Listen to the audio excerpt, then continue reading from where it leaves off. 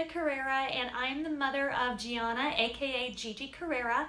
And we had always been following Sammy's superhero's story, following Sammy and his journey with cancer, never imagining that cancer would actually affect our family directly as it did. We had moved into our brand new home in October, and we had transferred schools, so Gianna was acting very strange.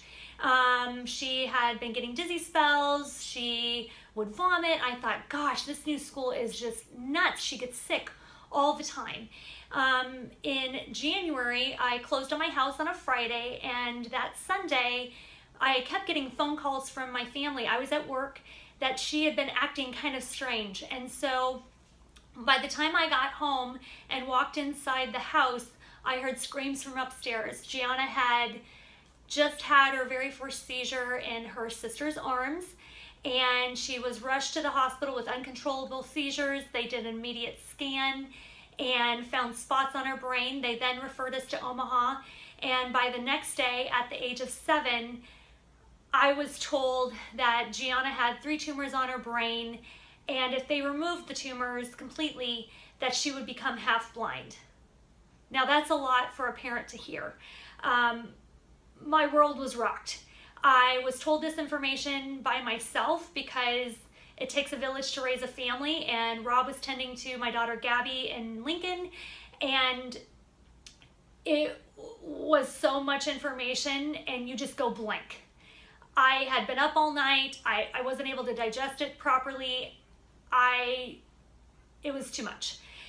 So within a week and a half, we went in for her first brain surgery just to remove half of one of the 3 to make sure that the tumor was actually malignant, because she actually had a pre-existing condition called NF1, or neurofibromatosis. And with that, it made all of our treatment plans extra special, so to speak. It was like gambling every time we did a treatment.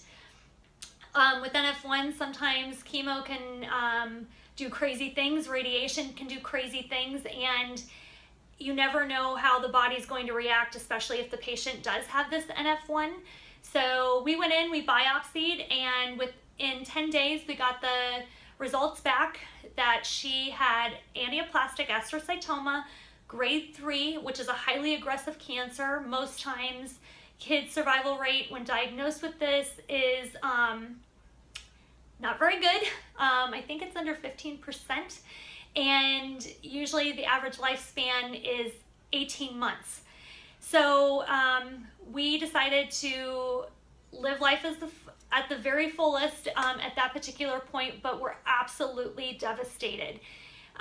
We then went back in for her second craniotomy within a month, and Gianna was half blind. She actually woke up completely blind, which was the worst news ever.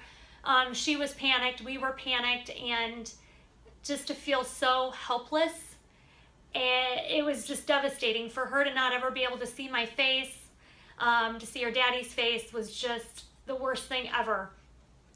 She did recover from that, and then she was half blind, and everything they said that she wouldn't be able to do, she actually was able to do. So that was a huge blessing. She then proceeded to have 7 weeks of radiation. That was in Omaha. So every day we drove back and forth to Omaha. That's a time I will never forget, one-on-one with my daughter, which was so amazing. And then we stopped after the radiation. Now, after radiation, she didn't grow hair in the back half of her head, but she could totally rock a bald head. She looked exactly like Pitbull. So I didn't mind, and we just were like, oh my gosh, we're so blessed. She's not gonna have cancer. This is awesome. I still felt a little bit that there was something else that was gonna happen. And I don't know if that's mom's intuition or whatever. So we continued to live life to the fullest, and we pressed for the Make-A-Wish. We came back from the Make-A-Wish, she scanned, her brain was fine. That was in October, and by December, she started acting kind of strange. She had gone to dance and swimming lessons, but was getting kind of slow and wasn't paying attention, and she couldn't really hear me or understand me, and became very moody. On December 12th, we went in for an immediate emergency brain scan, and the entire back half of her head was covered in tumors. Now, we didn't know if it was grade 4 cancer or if it was radiation necrosis because they couldn't even biopsy it. It was so aggressive, and it was in areas where we couldn't even get it. So the oncologist put her on high dosages of steroids, and within a few short months, she was 100% blind, was having strokes, had atrophy in her legs. She had went from 47 pounds to 83 pounds. She was in a wheelchair. She wore a diaper. We tried doing a round of chemo. Then she ended up with a brain hemorrhage, and she actually almost died. We had to be flown to Kansas City, and they couldn't get her seizures under control. It was absolutely awful to hear, do you have a DNR for your daughter? And we don't even know if we can fly with her because she may die. It was hard. It was incredibly hard. And we even tried doing experimental hyperbaric oxygen treatments. We did 40 of those in Omaha, where Gigi sat in a tube for 2 hours every day. And it was beyond us.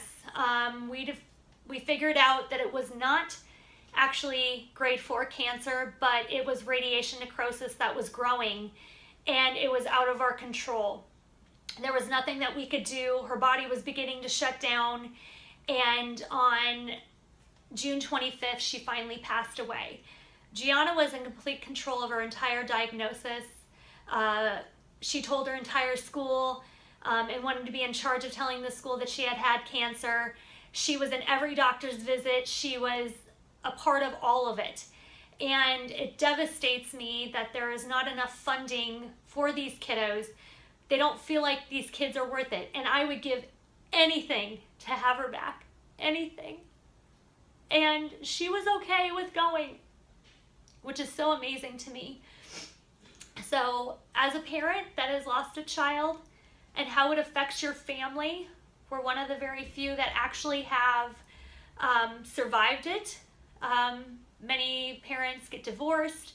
Many kids get into drugs.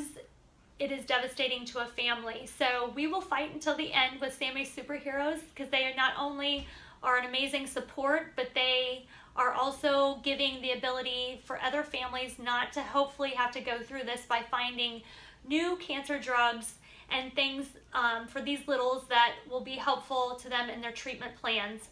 Because Gigi actually didn't die from cancer. She died from the side effects of the cancer drugs and treatment.